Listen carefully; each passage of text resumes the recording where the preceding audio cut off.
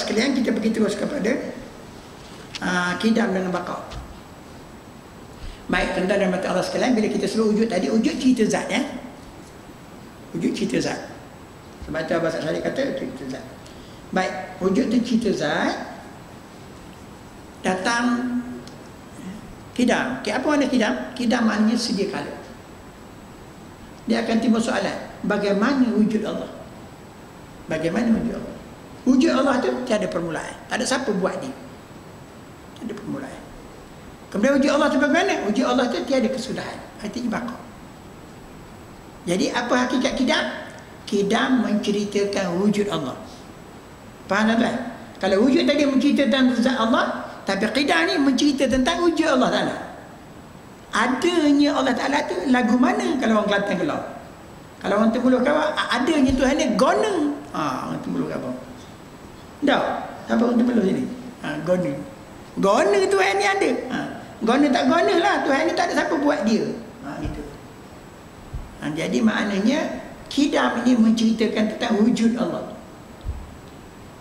Baqa gitu juga menceritakan tentang wujud Allah. Termasuk mukhalafah dan sebagainya. Sifat salbiyah menceritakan itu. Baik. Apa makna Qidam? Qidam maknanya, kita rujuk pada kitab Qidam artinya Allah itu ada seada-adanya. Menafikan pengeluaran wujud Allah itu menjadikan sesuatu. Kerana dia, wujud Allah tidak didahului oleh sesuatu atau mendahului segala sesuatu. Memang Allah Ta'ala itu sebelum wujud alam, Allah Ta'ala dah ada dah. Sebab Allah yang buat alam. Mustahil Allah kemudian daripada alam. Itu mudah kita fikir. Hakikatnya ialah ibarat daripada menafikan permulaan wujud Tuhan itu. Tidak ada sesuatu mendahului wujud Allah Ta'ala. Malah sesuatu datang diwujudkan oleh Allah Subhanahu Wa Ta'ala.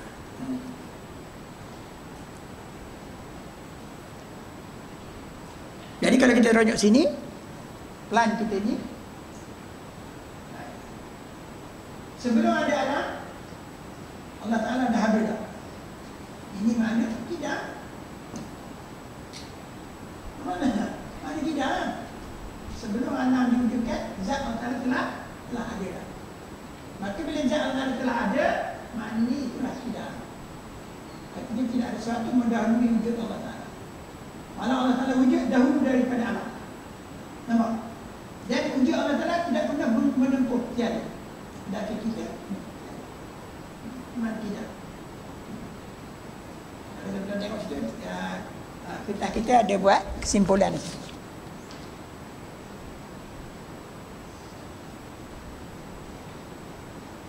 Kesimpulan 3.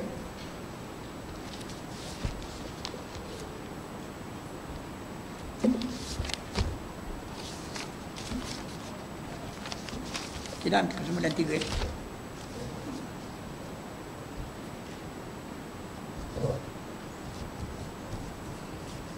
Maknanya kesimpulan telah wujud sebelum wujud alam. Satu, tiada sesuatu wujud mendahului wujud Allah. Allah menjadikan alam, maka wajib ia dahulu daripada alam. Yang ketiga, wujud Allah tiada melalui tiada. Wujud Allah tiada melalui, ini bahasa yang complicated. Tak ada rakam sini. Ini Ustaz rakamkan sini, ada 3 sini. Ada 4 sini.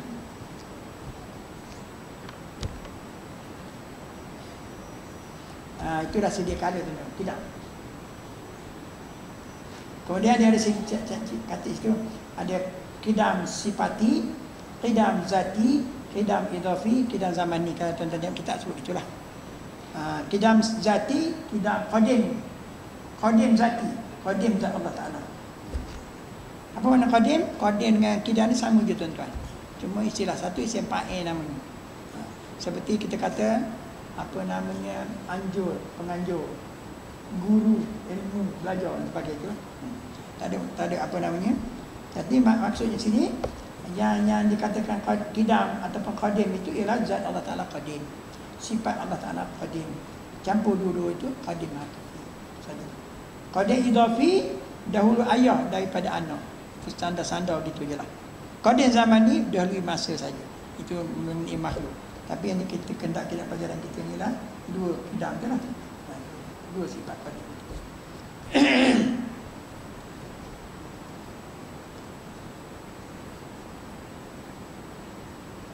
Baik, kita pergi pada bakok. Bakok ni tuan-tuan, hablah hujung. Allah ada sebelum.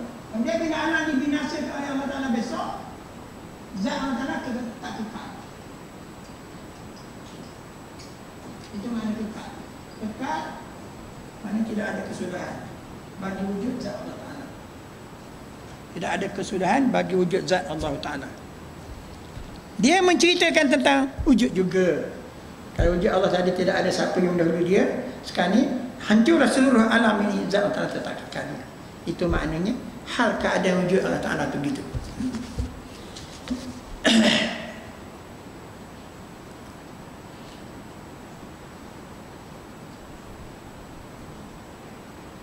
Kemudian tuan-tuan dirahmati Allah sekalian, bila menyebut tentang bakok ataupun kekal ni, di sana ada ulama bahas 10 perkara yang Allah kekalkan. Dalam kitab disebut situ. Apa dia cerita? Alam syahadah, jisim nabi-nabi, alam biasa kita ni. Jisim orang mati syahid, tulang ajbuz zana, satu tulang kecil tongkeng kita duduknya, semua pada anak-anak ada tu dikekalkan, dikekal. Tulang halus ni. Yang ketiga daripada alam tinggi, yang kedua daripada alam tinggi, syurga, neraka, loh, aras, kolam, kursi, itu semua adalah Allah kekal. Tetapi kekal ini tuan-tuan, kekal aradi. Kekal bukan kekal hakiki macam zat Allah, tapi kekal yang dikekalkan di bawah qadrat iradat Tuhan.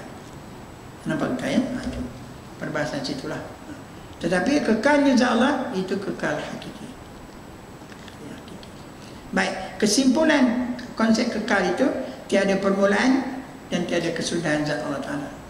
Jadi dia bagi ke situ beberapa kesimpulan itu. Di kotak-kotak itu tuan tengok.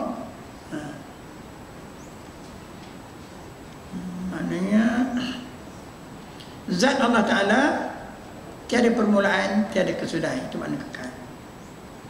Alam ada permulaan dan ada kesudahan. Hancur. Tapi 10 perkara itu ada permulaan, permulaannya tak ada. Kemudian tak ada kesudahan. Tapi itu namanya kekal, kekal aradi dalam kotak bagi bawah tu. Baik, kesimpulannya alam ini akan binasa, tapi Allah tidak akan binasa. Allah membinasakan alam untuk kiamat, entah kehendak Allah Ta'ala. Tiada alam, wajib ada Allah. Kesimpulannya itu. Baik, yang ke-10. Mukhalafatu ta'ala lil hawadis.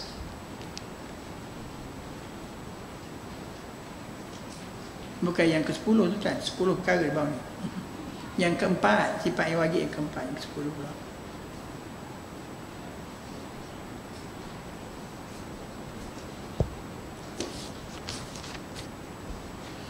Baik, bersalahan. Makna mukhalafah ibarat daripada menafikan sifat yang tidak layak pada Allah. Makna bersalahan Allah Ta'ala dengan segala yang baharu, sama ada pada zat, pada sifat atau pada perbuatan.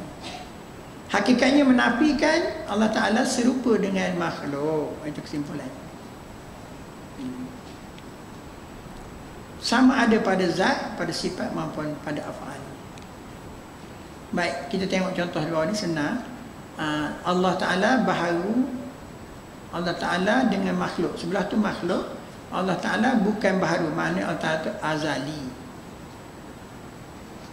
Allah Ta'ala tu qadim, maknanya tu qadim lagi azali. Kalau sebut bukan baharu tu makna qadim, tuan-tuan. Bukan baharu. Makhluk baharu. Baiklah, sebelum saya pergi terus, tuan-tuan faham ke apa makna baru? Nak tanya sikit, baru apa makna baru? Macam tadi kan Ustaz sampai dulu, Ustaz Kahar baru sampai dah. Itu mana baru dah. Gitulah alam ni. Alam ni dulunya tak ada. Bila Allah Ta'ala buat, baru ada. Dah. Itu makna baru. Baik, tanya soalan sikit. Hilang-hilang ke tension je. Sakit lah, pinjam sakit. Syakir pukul jam sekarang 12.04 minit.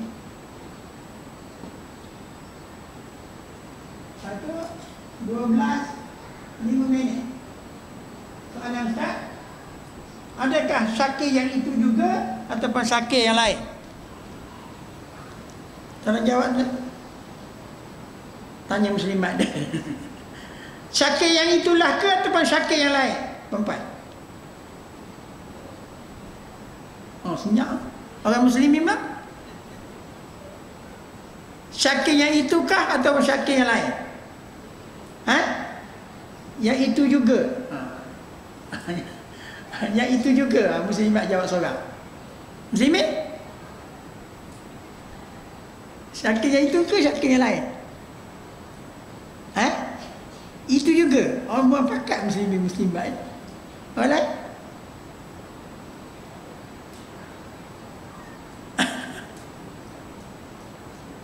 Ha? Oh, yang dia ya. Syakir itu ke syakir yang baru tu kan? Ha? Ha? Baru? Kenapa baru? Ha? Baru ke lama? Okey, tak apalah tu, tinggal sejak sakit tu. Kipas. Okey, dia walaupun banyak pusing, pusingnya itu mula dengan pusing yang pertama tak? Pusing yang pertama. Baru ke lama? Ha? Baru berpusing kan? Okey, datang pusing yang kedua. Ha? Hak mana baru? Pusingan yang kedua baru. Pusingan yang pertama jadi lama. Datang pusingan yang ketiga. Mana? Baru lagi. Itulah alam tuan-tuan. Kita ni makhluk ni baru sama. Tak? Jadi sakit tadi baru ke lama? Mesti barunya. Kalau tak baru tuan-tuan, kalaulah sakit 4 minit tadi syakir itu juga, 5 minit syakir itu juga, artinya syakir Tuhan. Dah, qadim kan? Lagi azali. Tak dimakan oleh masa. Dah, maknanya Tuhan dia. Itu maknanya kekal. Dah, sedangkan kita tak kekal, baru. Itu maknanya, apa makna baru? Maknanya berubah. Itulah hakikat alam. Tuan-tuan kena faham. Hakikat alam itu baharu. Hakikat baharu itu berubah. Ini dia. Jangan tulis je baru situ tahu tiga benda. Itulah ajak tanya tu. Okey. Dan Allah Ta'ala itu bukan baharu. Allah Ta'ala itu qadim lagi azali. Kemudian Allah Ta'ala bukan jisim. Bukan jisim ke bukan jirim ni? Cetak tak betul ke apa? Silap kot. Ya. Bukan jirim tu tadi, bukan jisim, bukan jirim. Nak surat dah lah. On time, okey. Nak kerja dua kita lah. Suara mana slow lah. Nak minai tak boleh lah. Baik tuan-tuan ya. Kalau tak silap tak jirim tu. Tuan-tuan tengok kita. Memang jisim. Boleh juga. Allah Ta'ala memang bukan jisim pun. Cuma ada setengah ulama mengatakan boleh juga sebut Allah Ta'ala jisim, tapi jisim tak cukup makhluk. Tapi itu perbahasan yang dalam. Tapi memang Allah Ta'ala bukan jisim. Sebenarnya bila berkawan dengan arak ni, dia gelar jirim tuan-tuan. Jadi kena tambah se. Jadi bukan jisim dan bukan jirim. Dia gini tuan-tuan. Jirim campur jisim, jirim campur arak, namanya jisim. Faham tak? Apa namanya, jirimnya air laut, araknya sifatnya masing, jisimnya garam. Faham tak? Ulang sekali lagi. Jirimnya zatnya air laut, araknya sifatnya masing, jisimnya namanya garam. Faham tak? Jirim ini zat kepada alam, jisim sifat kepada alam. Bukan sifat. Jisim ini lembaga kepada alam. Objeknya. Arat sifatnya. Masanya, kerahnya, bulatnya, penjongnya, hijau ke kuning ke biru ke biru. Mesti apalah mana Allah Taala ni bukan jisim, bukan juga jirin, bukan arat. Bukan berdarah, berdaging dan bertulang. Bukan leburan, bukan tumbuhan, bukan segala-galanya, bukan. Tiada bertempat, tiada di dalam masa. Kalau tambah lagi, tiada berpihak, tiada di dalam pihak. 10 kali tak cukup ni. 3, 4, 5, 6, 7, 8, cukup juga ya. Tak apalah, banyak lagi tu. Ada sebut bawah ni. Qadim lagi azali, manusia baru. Takluk yang melengkapi. Sifat Allah Ta'ala, takluk yang melengkapi. Memberi bekas pada perbuatannya. Tidak berkendak pada wasitah. Tidak mengambil faedah. Tiada sia-sia segala perbuatannya. Itulah zat Allah Ta'ala ya.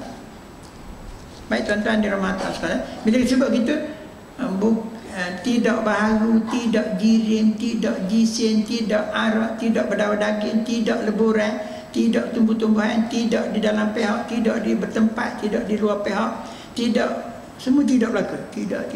Tidak mengambil faedah, tidak sia-sia, tidak berkendak pada wasitah, tidak. Tapi ada. Kena gitulah. Kena cakap gitu. Tidak di atas, tidak di bawah, tidak depan, tidak gitu, tidak serupa dengan makhluk, tidak, tapi ada. Kena gitu. Faham tak? Jangan tidak, entah kata ada Tuhan ni, a'udzubillah. Faham gitu?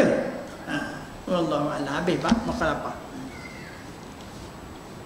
Kamu ta'ala bin nafsi.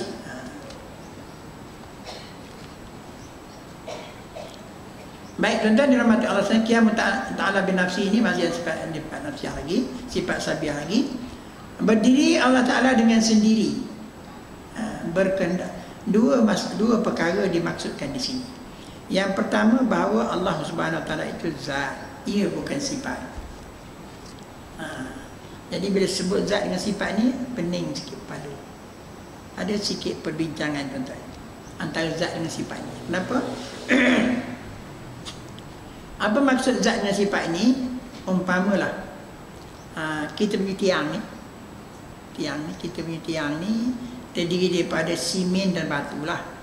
Cuma masa proses muda tu air dah terlibat sekali.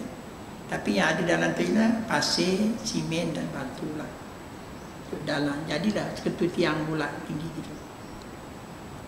Jadi simen, pasir dan batu itu dinamakan zatnya lah. Tetapi kalau kita nampak tu, putihnya tu, bulatannya tu, kita kalau tekan dengan tangan rasa kerasnya, itu namanya sifat. Faham tak? Macam juga bangku depan-depan tuan-tuan ni, bangku. Dari segi sifatnya kita nampak perseginya, kalau tekan dengan jari nampak kerasnya, nampak warna kekuning-kuning, itu semua dinamakan sifat alam. Adapun dia punya zat alamnya, jiringnya ialah kayu. Faham tak? Jadi sekarang ni kerasnya, empat perseginya, warna kuningnya, kan semuanya itu berdiri pada kayu dah. Macam juga simen, warna putihnya, bulatnya, sifat kerasnya itu pada tiang ni berdiri ia pada simen, batu dan pasir dah. Faham itu? Jadi apa dimaksudkan ialah sifat berdiri pada zat. Itu kalau kita contohkan benda itu. Kalau kita contohkan garam, masing garam mesti berdiri ia pada garam. Boleh berkhabar kepada anak kita, Mamat, mu pergi beli masing, tak nak beli garam, boleh? Gila ke mak ni? Kata dia, Mamat, mak suruh beli apa? Suruh beli garam, masing tak beli. Tak pernah sabar. Mamat pergi beli gula, tak payah beli. Pergi beli manis, tak payah beli gula dah. Tak boleh.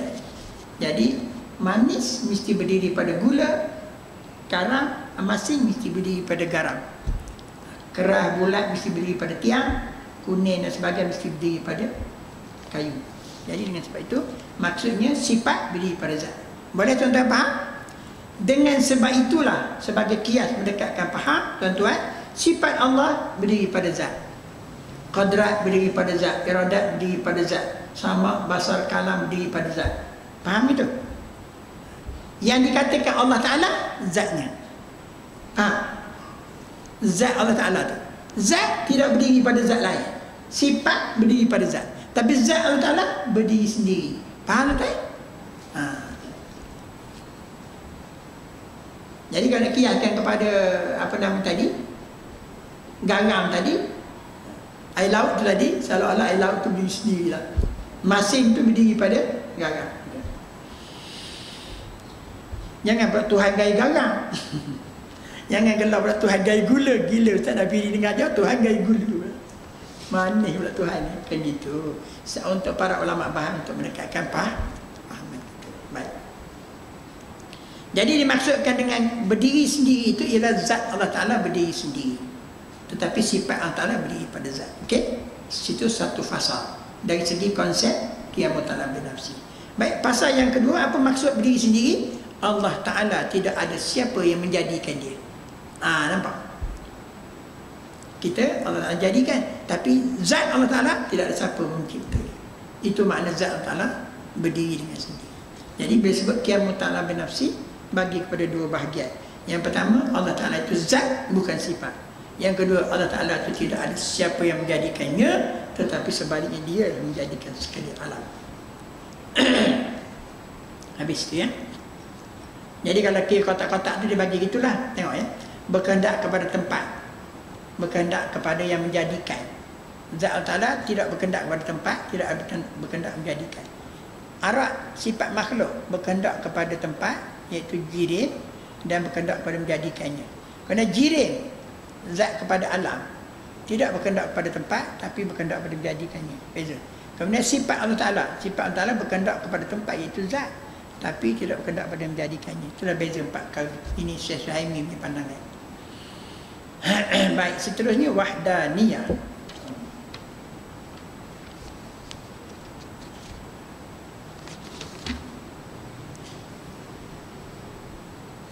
Ada satu benda Ustaz kekeh tadi dalam membahaskan apa namanya mukhalafah tadi. Ustaz riba belakang sikit tuan-tuan. Buka sikit semula tentang mukhalafah. Ini perkara yang dibahaskan lah. Kalau ada sentuh oleh Ustaz Kahar tadi, di mana ada perkataan dalam Quran Allah sebut yadullah, tangan Allah. Ada sebut apa nama wajhullah, muka Allah. Disebutkan Allah turun kepada langit yang pertama pada malam, pada waktu sahur. Ar-Rahman wa ala arshtawa wa yabqa wajhu rabbuka dzul jalali wal ikram. Allah Ta'ala duduk bersila di atas aras, seolah-olah begitu bahasa yang dipakai. Apa bahasa ini tuan-tuan? Ini namanya ayat mutasyabihat, ayat yang kesamaran maksudnya. Jadi ayat mutasyabihat ini, di sana ada dua pendapat ulama di sisi ahli sunnah wal jamaah. Golongan yang pertama disebut golongan salaf, macam Ustaz sebut tadi lah, salafi. Golongan mutaqaddimin, golongan orang-orang dahulu. Mereka ini dia pegang kepada apa yang Tuhan sebut. Tuhan kata Tuhan ada muka. Iyalah, kita beriman Tuhan ada muka. Bagaimana muka? Tak tahu. Bagaimana muka Allah kita tak tahu. Tapi kita kata Tuhan ada muka. Kami beriman bahawa Tuhan ada muka. Guna bentuk mukanya majhul, jahil, tak tahu. Tak tercapai oleh akal kita. Barang yang layak pada Allah Ta'ala. Dia majhul. Bertanya tentangnya haram, lagi bid'ah. Itu perkataan daripada Imam Malik. Itu pendapat orang dahulu. Tak nak fikir-fikir lah. Tuhan ada muka, ya. Tuhan ada tangan, ya. Tuhan ada di hadapan, ya. Tuhan turun, ya. Tuhan bersela atas arah, ya. Gitu aja. Tapi cara bersela, no. Tak tahu. Itu pendapat golongan salafi, golongan mutaqaddim, golongan para sahabat dan kemudian ada satu golongan lagi khalaf, golongan orang-orang ulama kemudian. Dia gelar mutaakhirin, ulama kemudian. Ulama ini mentakwil pada barang yang layak pada Allah Ta'ala. Takwil tapi barang yang layak. Apa dia? Muka Allah. Dimaksudkan kita beriman Allah Ta'ala bermuka, tapi bukan muka macam manusia. tapi ialah zat Allah. Faham tak? Muka ditakwilkan sebagai zat. Yadullah, tangan, ditakwilkan sebagai qudratullah, qudrat Allah. Turun dimaknakan turunnya rahmat Allah Ta'ala. Duduk dimaksudkan menguasai seluruh alam. Faham tak? Jadi ada dua golongan ulama, satu salah, satu khalaq. Kedua-dua dalam ahli sunnah wal jamaah. Tak payah gaduh lah. Ini ada satu grup duk gaduh sama satu. Jadi itu maksudnya. Baik, yang terakhir, kita ada beberapa minit lagi. Yang terakhir untuk fasa kita ini, kita pergi pada wahdaniyah. Wahdaniyah ini tuan-tuan, asal tak? Itu Syahid kita cuci bawah tanya. Wahdaniyah. Wahdaniyah menafikan Allah Ta'ala berbilang-bilang pada zat. Bila sebut berbilang-bilang, tuan-tuan, Ustaz setuju makna berbilang ni lebih bersatu tak? Bahasa yang kita pakai hari-hari syirik lah. Tapi bahasa dalam kitab kita dia pakai kam. Kam ni beberapa. Kam umruka, berapa umur kau? Kam sa'ah al-an, pukul berapa sekarang? Gitulah. Perkataan kam maknanya beberapa.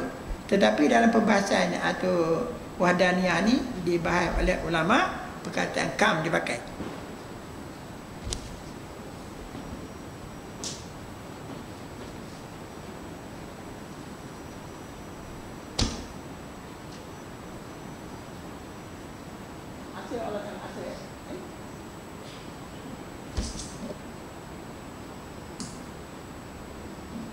Kam asal. Wahdaniyah asal. Ni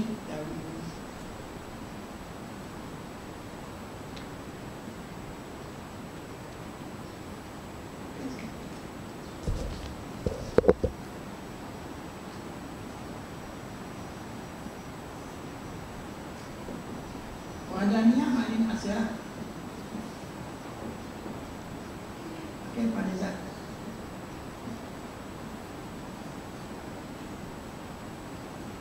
Asal pada zat, maknanya menafikan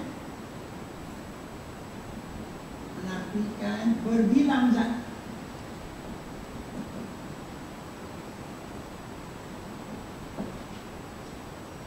Berbilang zat ni makna kam lah. Berbilang zat ni dua bahagian. Satu dia gerak berhubung, satu berkira. Hanya payung. Apa makna berhubung, makna berkira? Baik. Ini zat Allah Ta'ala. Saya contoh. Kalau zat kita, kan tubuh badan kita ni ada darah, ada daging, ada protein, ada zat vitamin A, vitamin C. Banyak tak ada? Kan? Begitu juga zat-zat makhluk lain, semuanya banyak. Tapi zat Allah Ta'ala maksud dalam diri zat Allah Ta'ala. Berhubung ni dalam diri dia. Ataupun pada diri zat itu. Tidak terdiri daripada berbilang, tiada berbilang zat. Faham tak? Mana pada zat Allah Ta'ala yang itu tak ada bilang-bilang. Tunggal saja zat. Ini maknanya apa?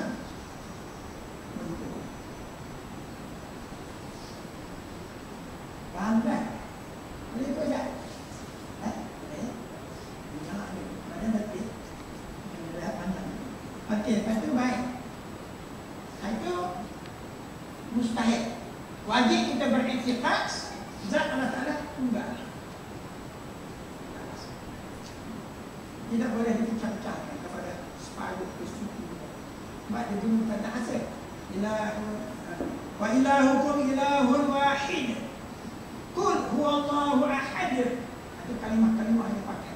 Ahadun ahad, ahadun ahad. Ini keluar pasal Nabila itu. Memang menunjukkan keasaan yang tidak boleh diperlakukan. Baik, dalam masalah bercerai, okey, ini umpama zat Allah. Ada pula zat yang lain, zat jin. Kita beretikat sama dengan zat Allah Ta'ala. Qadimkan azali jasad. Maka ini maknanya berbilang-bilang. Jadi dinafikan oleh wahdahnya. Mustahil Allah Ta'ala, mustahil ada zat yang lain. Maknanya bercerai.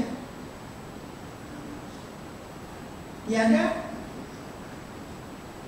zat yang lain menyerupai zat Allah. Kita boleh faham dulu. Ya? Kata zat yang lain menyerupai zat Allah. Jadi tuan-tuan, kita dapatlah fungsi wahdahnya, fungsi menghasilkan Allah ialah menafikan zat Allah Ta'ala terdiri pada berbilang zat. Kemudian menafikan ada zat lain yang sama dengan zat Allah Ta'ala. Faham tak? Jadi yang sama dinamakan berhubung, yang sebenarnya dengan bercerai.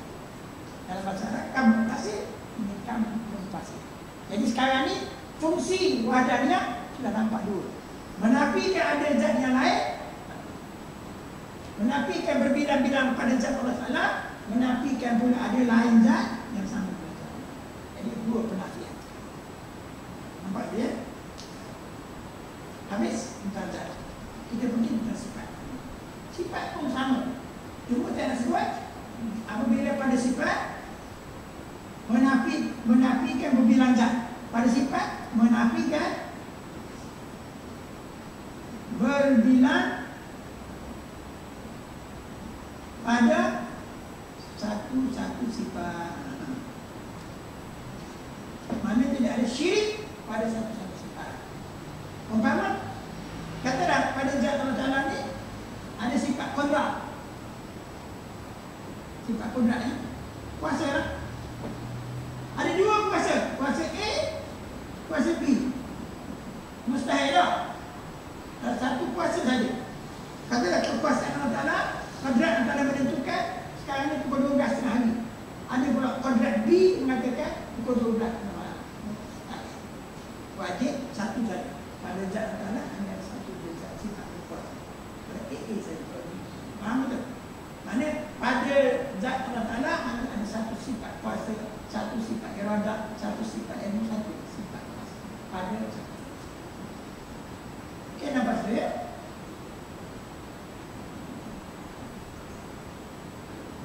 Ada satu sifat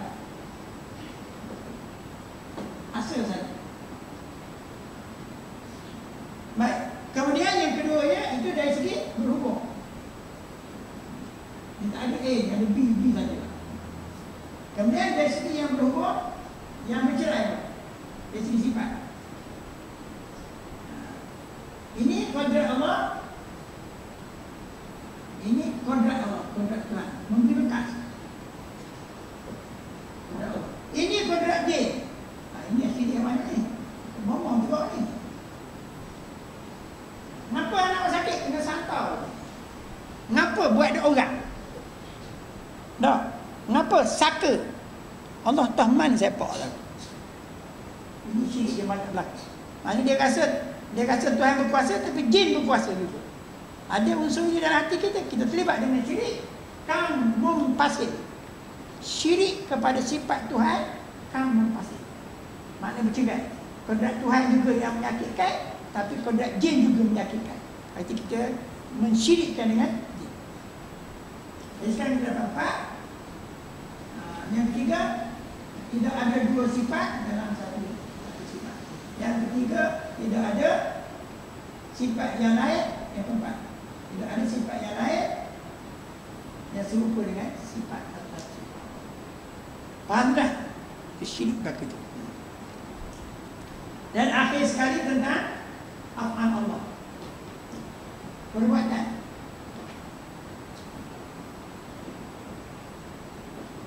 Perbuatan Allah Ta'ala. Perbuatan Allah Ta'ala sesungguhnya banyak tuan.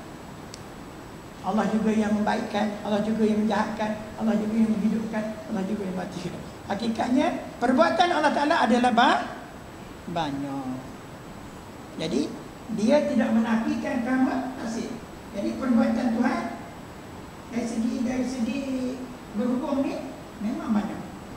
Sebab tu tidak menafikan kami pasir. Yang berhubung tidak dinafikan oleh perbuatan Tuhan. Kita beriktikad perbuatan Tuhan itu banyak. Semua perbuatan Tuhan. Cuma dari segi berpasir, ini perbuatan Tuhan menjadikan si Aminah perempuan. Aminah perempuan. Perbuatan Tuhan. Tiba-tiba ada perbuatan jin.